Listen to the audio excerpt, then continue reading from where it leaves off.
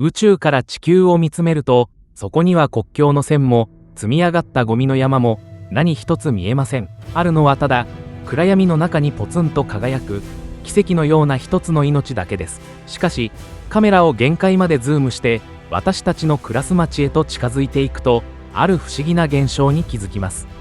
この星の46億年という途方もない歴史の中で、ほんの一瞬の間に景色をガラリと変えてしまった生き物がいるのです。それが私たち人間です。今日は宇宙規模の広大な視点から私たちの足元にある環境、そしてこれからの未来がワクワクするようなある大逆転の物語をお届けします。環境問題と聞くと、どこか遠い国の難しいニュースのように思えるかもしれません。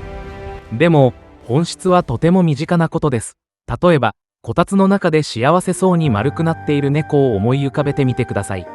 猫にとっての環境は暖かいぬくもりと大好きな飼い主の手、それだけです。世界がどうあれ猫の環境は平和そのものですが、私たち人間の環境はそのこたつから部屋、町、そして地球全体へと目に見えない糸でつながっています。私たちが吸う空気も食べるご飯も全てはこの青い星が循環させてくれているギフト。私たちは地球という一つの大きな生命体の中でお互いに影響し合って生きているのです。そんな私たちが暮らしを劇的に変えるブースターを手に入れたのは、今からたった200年前、18世紀の産業革命のことでした。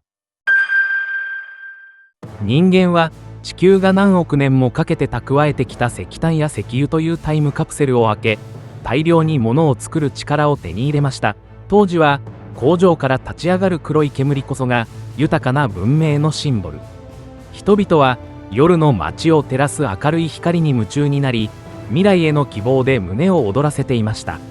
人間は新しい可能性を見つけると嬉しくて周りが見えなくなってしまう、とても純粋で少しお調子者な生き物なのかもしれません。しかし夢中になりすぎた代償はすぐにやってきました。20世紀、日本も経済成長という名の強熱に沸き、生産第一主義で突っ走ります。しかし自然の受け止めきれる限界を超えて流し続けたツケは恐ろしい公害となって私たちの命を直撃しました。足尾銅山の鉱毒、水俣病、四日市喘息。それは地球が牙を剥いたのではありません。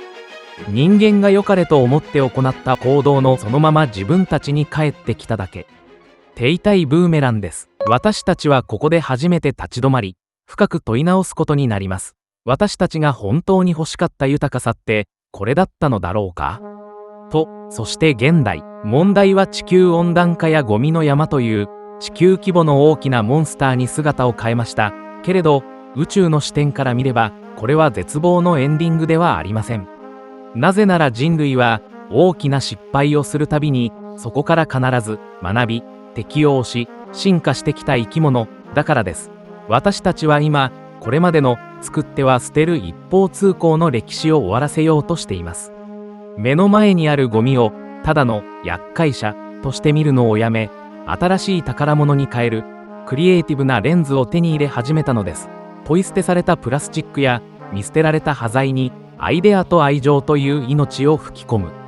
そうして生まれたアップサイクルアートやコミュニティの場はこれからの地球を優しく包む新しい光になります。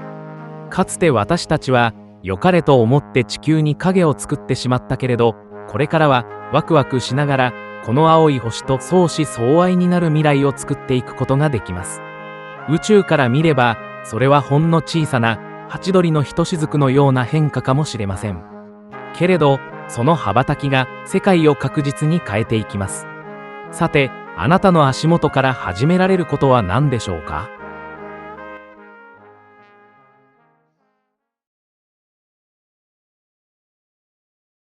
いつもより全然少ないです。ちょっと今日時間が、あまりないんで、